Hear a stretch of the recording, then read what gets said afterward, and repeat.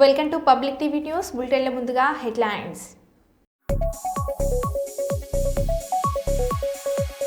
వారణాసి జిల్లాలో కోర్టులో జ్ఞానవాసి కేసు విచారణ సమయంలో కోర్టు రూంలోకి ఒక కోతి.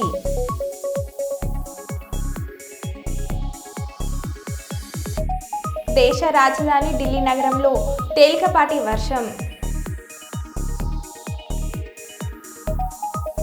కస్తూరిపాడులో విజయవంతంగా ముగిసిన రెవెన్యూ సదస్సులు.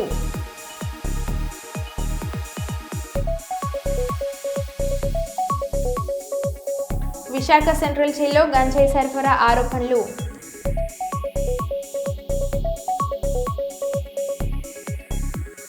హెచ్ఎంపీవీ వైరస్ కేసులు వెలుగు చూడడంతో కేంద్ర ఆరోగ్య శాఖ మంత్రి జేపీ నడ్డా కీలక ప్రకటన.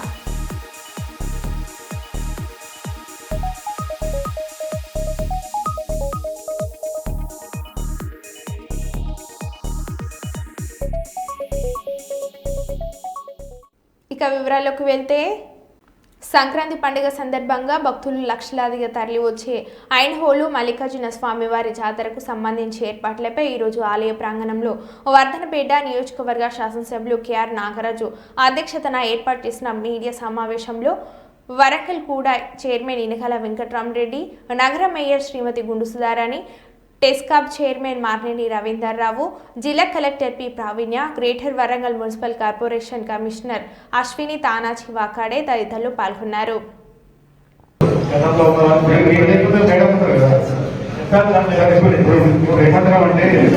మీదైనా గవర్నమెంట్ డిపార్ట్మెంట్, మాదైనా గవర్నమెంట్ డిపార్ట్మెంట్, ఇక్కడ బడ్జెట్ మిగిల్చుకోవాలి, ఎవరికి అవార్డు వచ్చేది ఏమి లేదు. సో నెక్స్ట్ టైం కి మీకు ఏం కావాలన్నా పర్మనెంట్ గా మనం అడగండి, అవి పెండింగ్ లో ఇస్తాం. దాంతో పాటు అన్న చెప్పినట్టు చేంజింగ్ రూమ్స్ కూడా పర్మనెంట్ గా కట్టిస్తాం.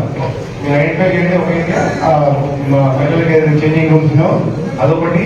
ప్రతిసారి మీరు ఈ ఫ్యాక్టరీ ఆఫ్ ట్యాక్స్ అని పెట్టి టెండర్ వేసి పైసలు వేసి చేయకండి.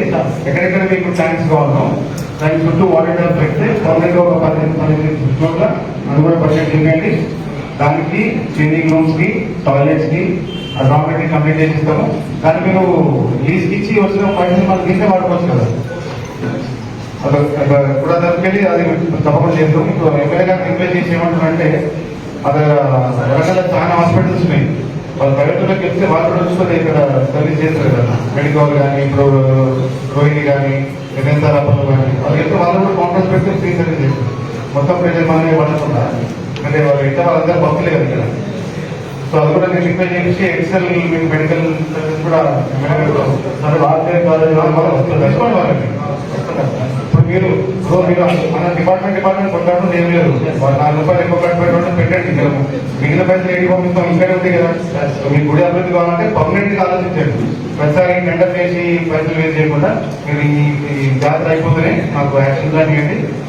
లెటర్ తీసుకొని కూడా ఏం కావాలో నేను చేయించే బాధ్యత. శ్రీకాకుళం జిల్లా కోటబొమ్మాలి మండలం కస్తూరిపాడు గ్రామంలో ఈరోజు జరిగిన రెవెన్యూ సదస్సులు విజయవంతంగా ముగిశాయి. కోటబొమ్మాలి మండల రెవెన్యూ శాఖ అధికారి ప్రసాద్ ఈ రెవెన్యూ సదస్సులకు అధ్యక్షత వహించారు. ఆంధ్రప్రదేశ్ రాష్ట్ర ముఖ్యమంత్రి శ్రీ నారా చంద్రబాబు నాయుడు ద్వారా రెవెన్యూ శాఖకు అధికారికంగా విడుదలైన కరపత్రాన్ని రెవెన్యూ అధికారి ప్రసాద్ గ్రామస్తుల సమక్షంలో చదివి వినిపించారు. గ్రామస్తుల పంట భూములకు సంబంధించి ఏమైనా సమస్యలు, సందేహాలు ఉంటే తాము తక్షణమే నివృత్తి చేస్తామని కస్తూరిపాడు గ్రామ ప్రజలకు ఆయన విజ్ఞప్తి చేశారు. ఈ సదస్సులో కస్తూరిపాడు గ్రామ సచివాలయ ఉద్యోగులతో పాటు కస్తూరిపాడు గ్రామ ప్రజలు కూడా ఉత్సాహంగా పాల్గొన్నారు. సమస్యలపై బాధితులు ప్రభుత్వం చుట్టూ తిరగడం కాదు, ప్రభుత్వమే ప్రజల వద్దకు వెళ్లి సమస్యలు పరిష్కరించేలాగా మా ఉద్దేశం. సదస్సులు నిర్వహణ ఇలా ఈ గ్రామ స్థాయిలో భూములకు సంబంధించిన సమస్యలు పరిష్కరించేందుకు సంబంధిత శాఖల అధికారుల బృందం ప్రతి రెవెన్యూ గ్రామాన్ని సందర్శించి ఆ సమయంలో తమ భూములకు సంబంధించిన అభ్యంతరాలను భూ యజమానులు అధికారుల దృష్టికి తీసుకురావచ్చు. జిల్లా కలెక్టర్, జాయింట్ కలెక్టర్, గ్రామ మండల స్థాయి పిటిషనర్లకు పర్యవేక్షిస్తాం. అధికారులు నిర్దేశించిన సమయంలోగా దరఖాస్తు స్వీకరించి వాటిని పరిష్కరిస్తారు. అన్ని పిటిషన్లు ఆర్టీజీఎస్ గ్రీవెన్స్ పోర్టల్లో ప్రత్యేకంగా తీర్చిదిద్దిన విండో నందు ఆన్లైన్ నమోదు చేస్తారు. అడంగలు 1B రిజిస్టర్ 22A జాబితాను అందుబాటులో ఉంచుతారు. 2019 ముందు భూమి రికార్డులు ఎలా ఉన్నాయి, ఇప్పుడు ఎలా ఉన్నాయో పరిశీలిస్తాం. సదస్సులకు రెవెన్యూ, అటవీ, దేవాదాయ, వక్ఫ్ శాఖల మండల గ్రామ స్థాయి అధికారులు హాజరవుతారు. భూకొలతల్లో తేడాలు, సర్వే నెంబర్లో మార్పులు, వారసత్వం పేర్లు నమోదు, సరిహద్దు సమస్య, భూ విస్తరణాల తేడాలు, రీసర్వే రికార్డు నమోదైన తప్పులు, కబ్జాలతో ప్రజలు కోల్పోయిన భూములు, ఎస్ఐడ్ భూములు, చొక్కల భూములు, పరాధీనం వంటి వాటిపై విడతలు తీసుకొని పరిష్కారం చూపుతారు. గత ప్రభుత్వం అహంకారంతో తమ బొమ్మను ముద్రించుకున్న పాస్ పుస్తకాలు రద్దు చేసి ప్రభుత్వ రాజముద్రతో కొత్త పాస్ పుస్తకాలు ఇచ్చే ప్రక్రియను ఇప్పటికే శ్రీకారం చుట్టాం. ప్రజల ప్రభుత్వ ఆస్తుల రక్షణకు మన ప్రజాప్రభుత్వం అత్యంత ప్రాధాన్యం ఇస్తుంది. మీకు జీవనాధారమైన మీ భూమికి భద్రత కల్పించే బాధ్యత మాది. అన్నీ మీకు మాటిస్తున్నాం. నేను కూడా స్వయంగా రెవెన్యూ సదస్సుకు హాజరవుతానని, ఈ సదస్సును రాష్ట్ర ప్రజలంతా సద్వినియోగం చేసుకోవాలని కోరుతున్నాను. మీ సంక్షేమమే మీ బిడ్డల బంగారు భవిష్యత్తు ఆక్షాయించే కూటమి ప్రభుత్వానికి ఎప్పటికీ మీ ఆశీస్సులు ఉండాలని కోరుకుంటూ ఇట్లు మీ నారా చంద్రబాబు ముఖ్యమంత్రి. ఆయన ఈ విధంగా చెప్పారు. అయితే ఇందులో ఏంటంటే మీకు ముందు నేను బాధ మీకు చెప్పాను కదా, ఇవన్నీ కూడా మేము టేకప్ చేస్తాం. ఏంటంటే భూకొలతల్లో తేడాలున్నా, సర్వే నెంబర్లో మార్పులున్నా, వారసత్వం పేర్లు నమోదు, అలాగే సరిహద్దు సమస్యలు, భూ విస్తరణ తేడాలు, రీసర్వే రికార్డులో నమోదైన తప్పులు మన మీరు వచ్చాయి, అవన్నీ కూడా కరెక్ట్ చేస్తారు. అలాగే మీ భూమి ఎవరైనా ఆక్రమణ చేసేసినా, అలాగే ఎస్ఐడ్ భూములు కానీ చొక్కల భూములు ఎవరైనా పరాధీనం అంటే మీకు డీ పట్టాలు ఇచ్చారనుకోండి, ఎవరైనా ఆక్రమణ చేస్తారనుకో అవన్నీ మళ్ళీ మీకు వచ్చి అప్పచెప్పడం చేస్తాం అనమాట. అలాగే చొక్కల భూములు పరాధీనం వంటి వాటిని వినతులు స్వీకరిస్తాం. ఈ కార్యక్రమాలన్నీ కూడా మేము ఈరోజు గ్రామ సభలో ఈ దరఖాస్తులన్నీ తీసుకుంటాం. మీరు ఏమైనా మొన్న ఇవ్వకుండా ఇప్పుడు ఎవరైనా కొత్తగా ఉంటే ఇవ్వండి. మొన్న 33 మంది ఇచ్చారు, వాళ్ళైతే ఇవ్వవసరం లేదు. అవి ఆల్రెడీ దీంట్లో పెట్టి మేము టేకప్ చేస్తాం. ఇంకెవరైనా అప్పుడు తప్పే ఉంటే ఇప్పుడు ఏమైనా ఉంటే దరఖాస్తులు ఇస్తే తీసుకుంటారు. మా వాళ్ళు మాకు ఇది యాక్చువల్లీ ఇది 1 గంట వరకు ఈ ప్రోగ్రాం. రెండో పూట ఇంకో విలేజ్ ఉంది. సర్వేర్ నేను వెళ్ళిపోతాను, మా స్టాఫ్ ఉంటారు ఇక్కడ. మా విలేజ్ సర్వేర్ వీఆర్ఓ ఉంటారు. సాయంత్రం 5 వరకు ఇవ్వండి. మీ సచివాలయం క్లోజ్ అయినంత వరకు ఇస్తే తీసుకుంటారు దరఖాస్తు. ఏమైనా డౌట్స్ ఉంటే అడగండి, చెప్తాను. మీకు ఏ సమస్యలు ఉన్నా నేను చెప్పినవి కాకుండా ఇంకేమైనా ఉంటే చెప్పండి. ప్రస్తుతం మనం శ్రీకాకుళం జిల్లా కోటబొమ్మాళి మండలం కస్తూర్పాడు గ్రామంలో జరుగుతున్నటువంటి రెవెన్యూ సదస్సుల్లో ఉన్నాం. ఈ రెవెన్యూ సదస్సుల్లో మనకి కోటబొమ్మాళి మండల రెవెన్యూ అధికారి అయిన ప్రసాద్ గారు మనకు అధ్యక్షత వహిస్తున్నారు. ఆయన మాటల్లో గ్రామస్తులను ఉద్దేశించి ఆయన ఏం మాట్లాడుతున్నారు ఏంటి అనేది BR9 టీవీ ప్రేక్షకుల గురించి ఈ వీడియో దయచేసి వినండి. సీఎం రేవంత్ రెడ్డి రైతాంగానికి పెద్దపీట వేస్తున్నారని హన్మకొండ జిల్లా కిసాన్ సెల్ అధ్యక్షులు పింగిలి వెంకట్రామ్ నరసింహారెడ్డి అన్నారు. రైతు భరోసా అమలు చేయడానికి కేబినెట్ ఆమోదం తెలపడానికి హర్షిస్తూ కిసాన్ సెల్ ఆధ్వర్యంలో హసన్పర్తి మండల కేంద్రంలో సీఎం ఉప ముఖ్యమంత్రి వ్యవసాయ శాఖ మంత్రి ఎమ్మెల్యే చిత్రపటాలకు కిసాన్ సెల్ ఆధ్వర్యంలో పాలాభిషేకం చేశారు. కాంగ్రెస్ ప్రభుత్వం ఇచ్చిన 6 గ్యారెంటీలను ఒక్కొక్కటిగా అమలు చేసుకుంటూ వెళ్తుందని అన్నారు. మేనిఫెస్టోలో చెప్పిన ప్రకారం కాంగ్రెస్ ప్రభుత్వం ఇచ్చిన మాట నిలబెట్టుకుంటుందని ఆనందం వ్యక్తం చేశారు. దీనిపై సీఎం రేవంత్ రెడ్డి సహా మంత్రివర్గానికి కృతజ్ఞతలు తెలిపారు. కాంగ్రెస్ ప్రభుత్వం ఏర్పడ్డాకే పార్టీలకు అతీతంగా బడుగు బలహీన వర్గాలకు అనేక సంక్షేమ పథకాలు అందుతున్నాయని గుర్తు చేశారు.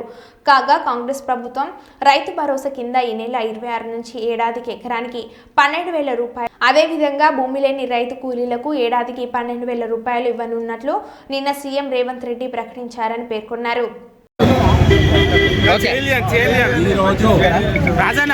ఈరోజు మండల్ వర్ధన్నపేట కాన్స్టిట్యున్సీలో మన రైతు బాంధవుడు మన సీఎం రేవంత్ అన్న గారు మన రైతుల గురించి ఆలోచించేది కాంగ్రెస్ ప్రభుత్వం.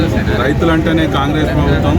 రైతుల గురించి ఆలోచించి ఒక సంవత్సరానికి ఎకరాకు 12,000 రూపాయలు ఇస్తానని మనకు అసెంబ్లీలో ప్లస్ మన క్యాబినెట్ మీటింగ్లో తీర్మానం చేసినందుకు ఇవాళ మేము రేవంత్ రెడ్డి గారికి పాలాభిషేకం చేస్తున్నాం. అదేవిధంగా కూలీలకు కూడా సంవత్సరానికి 12,000 రూపాయలు ఇస్తానని రేవంత్ రెడ్డి గారు మన ప్రియత ముఖ్యమంత్రి గారు మనకు అనౌన్స్ చేసిండ్రు. కాబట్టి మేము అందరం కలిసి హసన్పర్తి మండలంలో mandal party president, division president, డైరెక్టర్లు, మిగతా కార్యకర్తలు, సీనియర్ కార్యకర్తలు, మాజీ జెడ్పీటీసీలు అందరం కలిసి ఇక్కడ రైతు బాంధవునికి మేము పాలాభిషేకం సంతోషంగా చేసి అరటి పండ్ల పంపిణీ చేసినాము. ఇది మా యొక్క అందరి అభిలాష, ఆశ. 15,000 ఇస్తామన్నది వాస్తవం. అప్పుడు మాకు టీఆర్ఎస్ ప్రభుత్వం గత 10 ఏళ్లలో 7,50,000 రూపాయల అప్పులు చేసి మా నెత్తి మీద పెట్టింది. కాబట్టి 7,50,000 కోట్ల అప్పులు చేసి మా నెత్తి మీద పెట్టి ప్రతి నెల 6,500 కోట్ల మిత్తి కట్టడానికి 1వ తారీఖు నాడు ఆయనకు 5వ తారీఖు జీతాలు ఇచ్చేటాడు.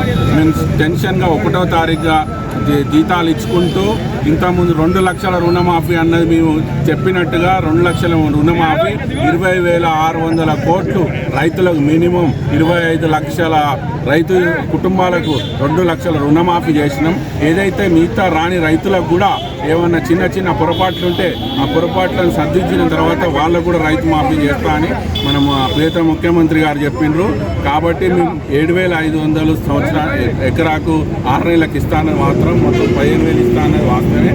కానీ ఇవన్నీ చూసుకొని అయితే బడ్జెట్ అయితే ఏ విధంగా ఉంటుందో చెప్పిన మాట నిలబెట్టుకుని బ్రోకర్ మాట చెప్పకుండా మేమైతే రైతుల గురించి ఆలోచించి 2 లక్షల రుణమాఫీ చేసి ఈ రైతు బంధు ఇచ్చి రైతుకు 12,000 ఇచ్చి ఇవన్నీ మాట నిలబెట్టుకుంటూ 6 గ్యారంటీలు చేసి ఇవన్నీ చేసుకుంటూ మన ప్రభుత్వము ఇక్కడ రేవంత్ రెడ్డి గారి ప్రభుత్వము, క్యాబినెట్, మా ఎమ్మెల్యేలు అందరూ కలిసి ఈ మా కాంగ్రెస్ పార్టీ రైతుల గురించి ఆలోచించే పార్టీ. కాబట్టి ఇది మేము తప్పకుండా ఏ అయితే చెప్పినరో అవన్నీ కూడా ఫుల్ఫిల్ చేస్తానికి చాలా తీవ్ర ప్రయత్నం చేస్తుందో, లోటున్నా కూడా సర్దిస్తుంది.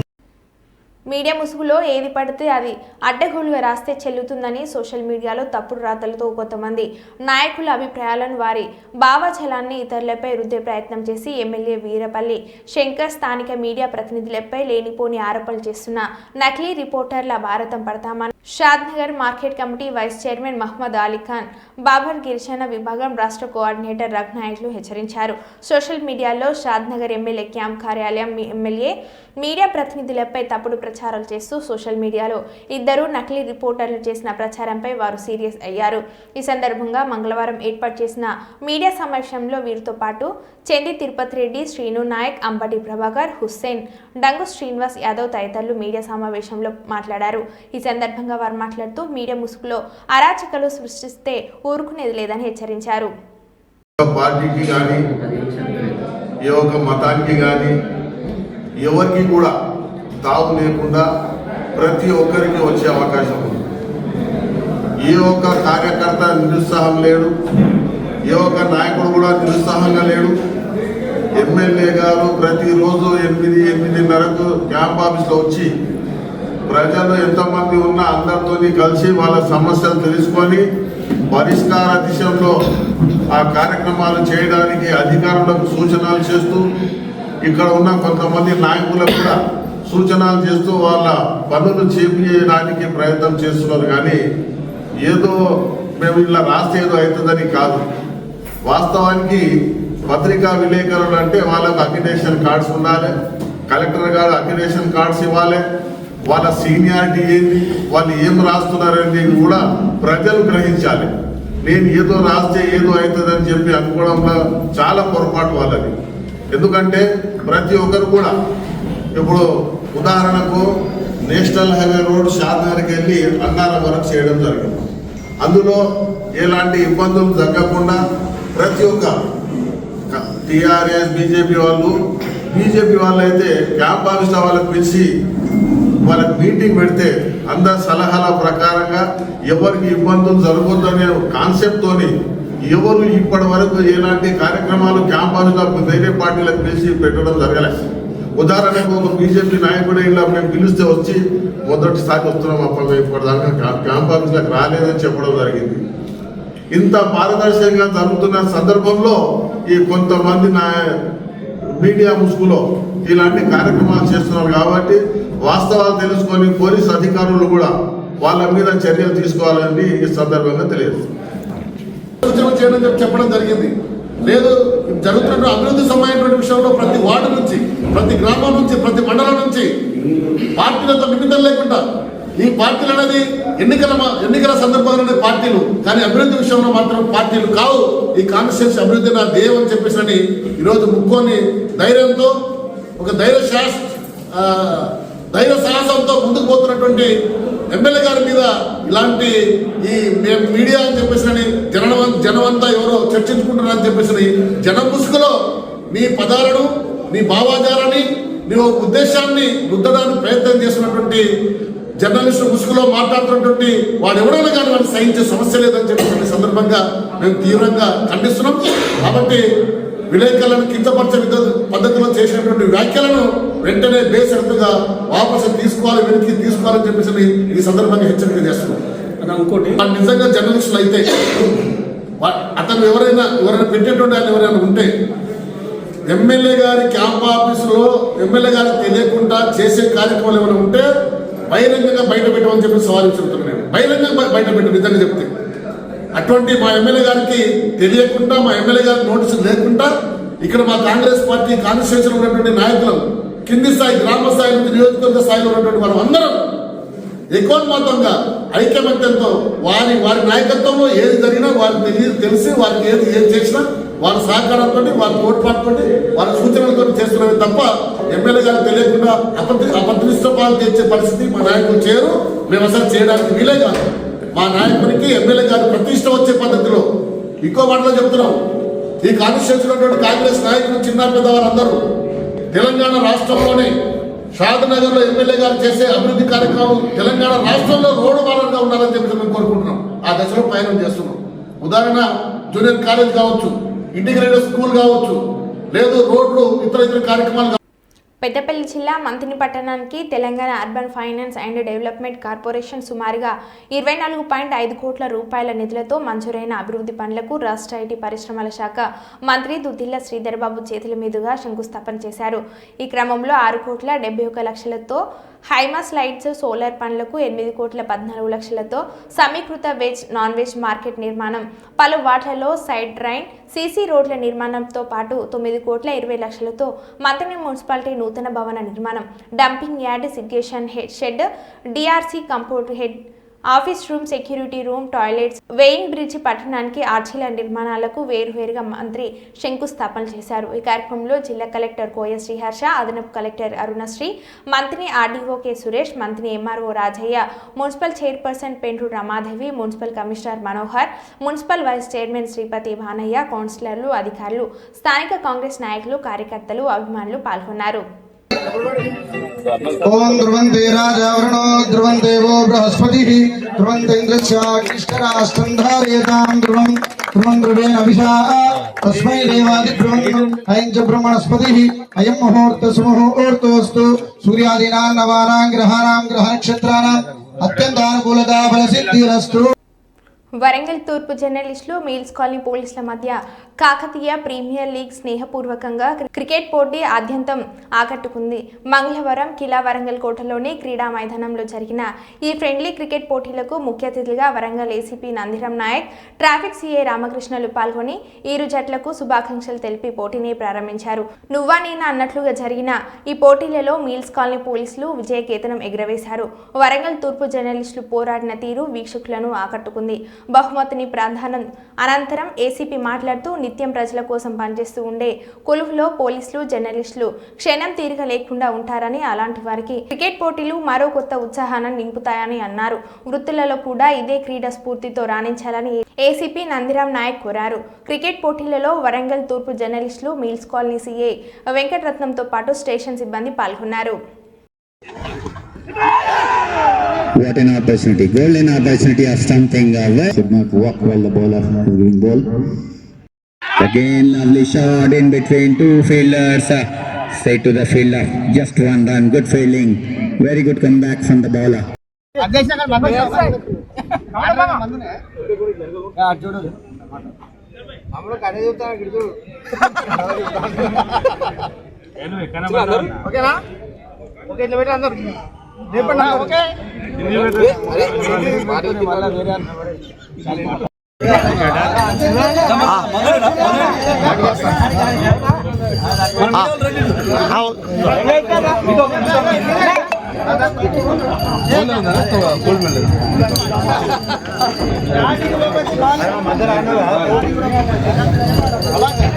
అరే ప్రభు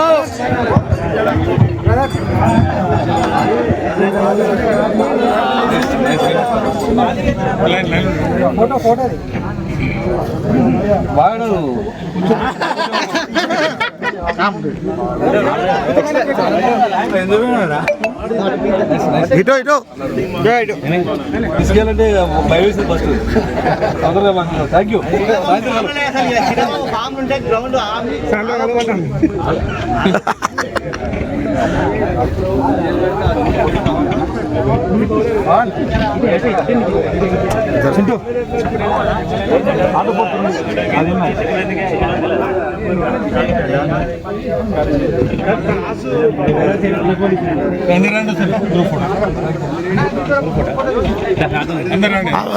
ఫోటో దిగ ఇట్లా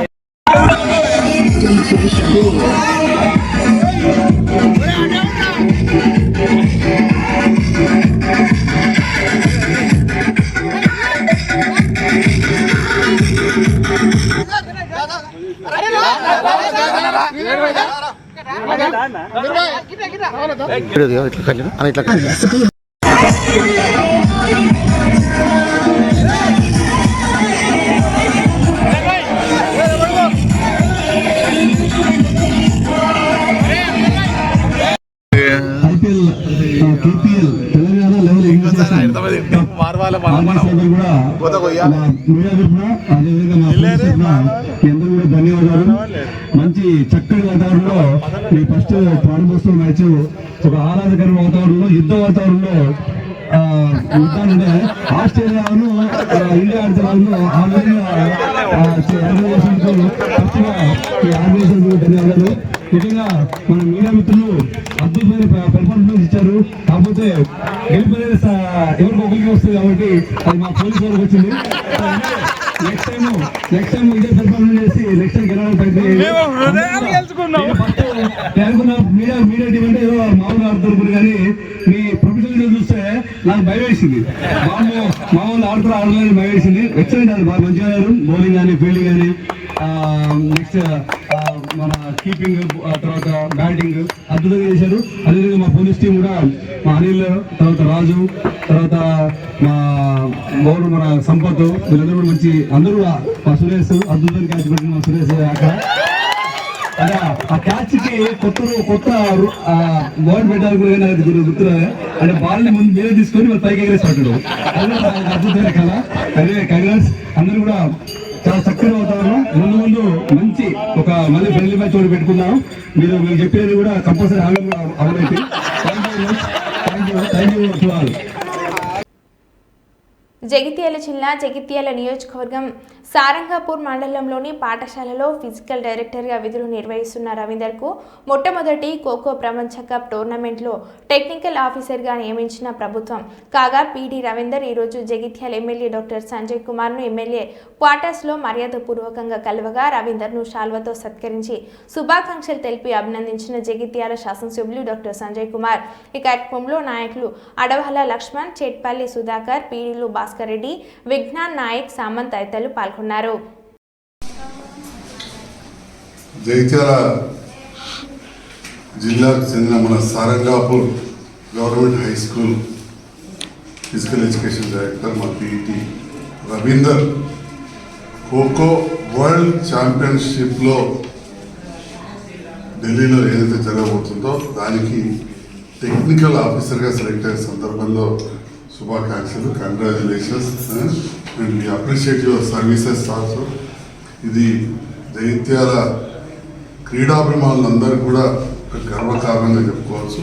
జగిత్యాల ప్రాంత ప్రజలకు జగిత్యాలకు చెందిన ఒక ఫిజికల్ ఎడ్యుకేషన్ డైరెక్టర్ ఈరోజు వరల్డ్ ఛాంపియన్షిప్ ఖోఖో దానికి టెక్నికల్గా ఆఫీసర్గా వెళ్ళడం అనేది అత్యంత ఆనందదాయకం. మరి మనం చూస్తూ ఉన్నాం ఆటలలో భారతదేశం అనుకున్నంత ముందుగా ఎక్కువగా మెడల్స్ సాధించలేకపోతాం. ఏదైనా సాధించినా అది హర్యానా, పంజాబ్ ఆ ప్రాంతమే తప్ప మన దక్షిణాది రాష్ట్రాల్లో రోజు రోజుకు తగ్గిపోవడమే జరుగుతున్న సందర్భంలో గౌరవ ముఖ్యమంత్రి రేవంత్ రెడ్డి గారు ఒక స్పోర్ట్స్ యూనివర్సిటీ స్టార్ట్ చేయాలని, హర్యానా, పంజాబ్ మోడల్లో ఇక్కడ స్పోర్ట్స్ దానికి కూడా ఒక రకమైన పథకాన్ని కూడా తీసుకొచ్చి ఆ రకమైన పాలసీతోటి స్పోర్ట్స్ పాలసీ తీసుకొచ్చి మన వాళ్ళు తెలంగాణలో, భారతదేశంలో కాదు ఏషియా, ప్రపంచ స్థాయిలో కూడా ఎదిగే విధంగా ఆలోచన చేస్తూ ఉన్నారు. సో దానికోసం ఒక స్పోర్ట్స్ పాలసీ కూడా తీసుకొస్తున్నారు. ఈ సందర్భంలో మరి రవీందర్ గారు ఖోఖో వరల్డ్ ఛాంపియన్షిప్ ఢిల్లీలో జరగబోతున్న సందర్భంలో టెక్నికల్ ఆఫీసర్గా సెలెక్ట్ అయినందుకు once again congratulate and appreciate. మరో బులెటిన్లో మళ్ళీ కలుద్దాం. Stay tune.